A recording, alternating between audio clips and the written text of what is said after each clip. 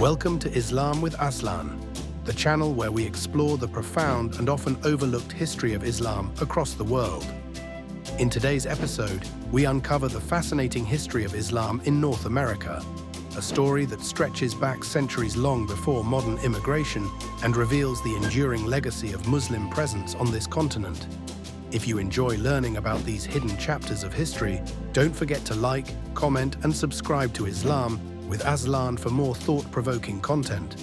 The story of Islam in North America begins far earlier than many people realize. While most associate Islam with more recent immigration, historical evidence suggests that Muslims may have arrived on the continent as early as the 16th century.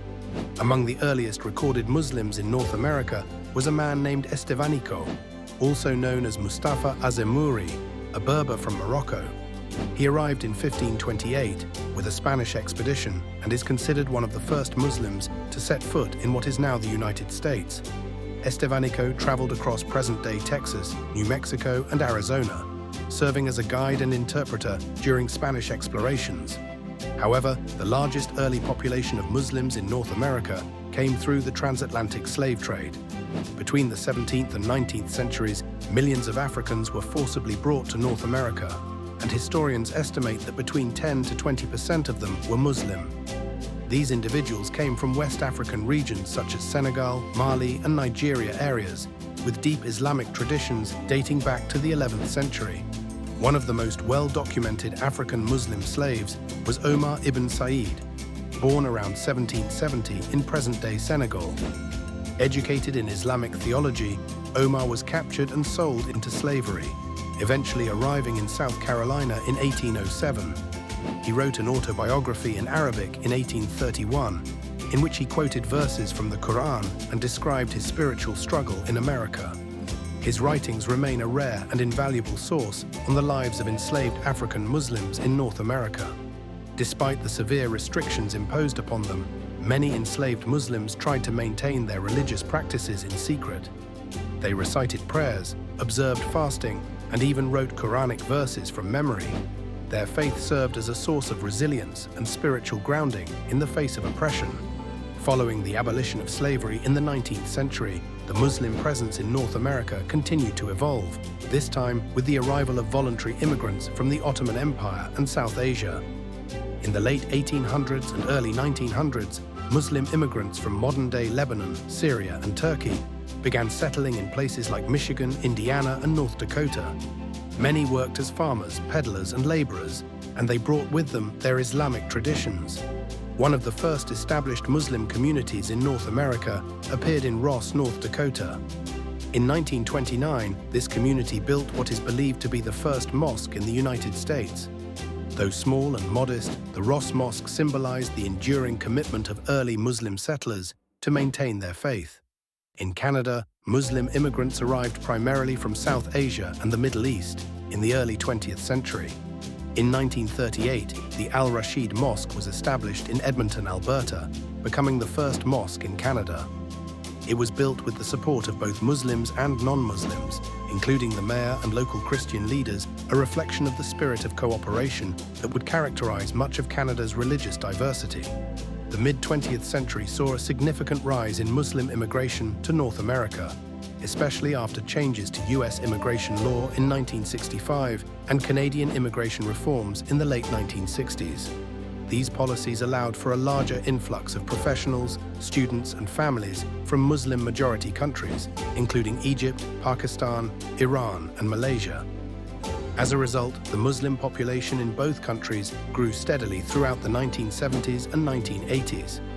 In the United States, organizations like the Muslim Students Association, MSA, founded in 1963 at the University of Illinois, played a vital role in organizing and unifying Muslim voices. Later, the Islamic Society of North America, ISNAA, established in 1982, became one of the largest umbrella organizations for Muslims on the continent.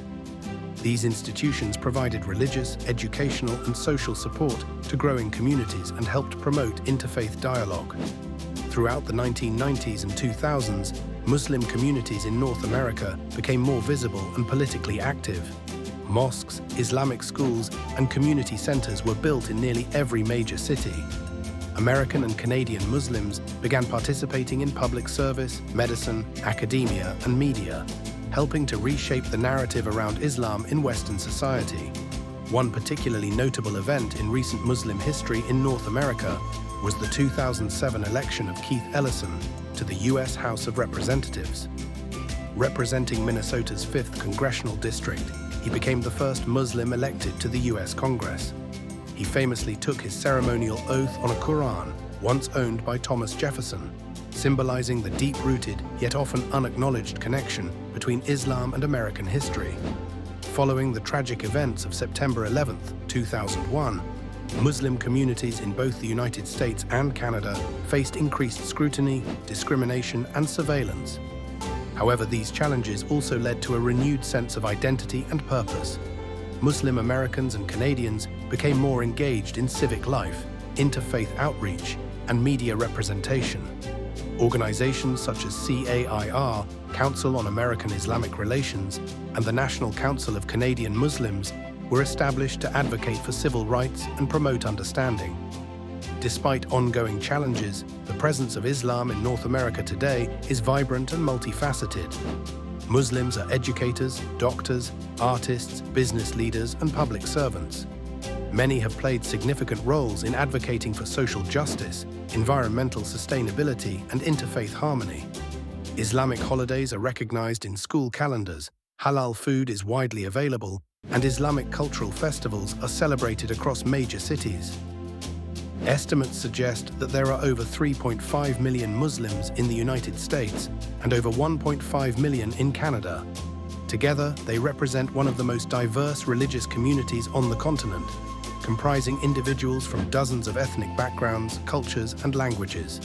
This rich tapestry of North American Islam, woven over centuries through struggle, faith, and determination, continues to thrive today.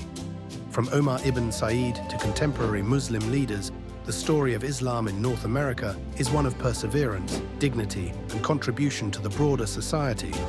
As Muslims continue to grow in number and presence, they remain a vital part of the continent's multicultural identity, shaping its future while honoring a deep and resilient past.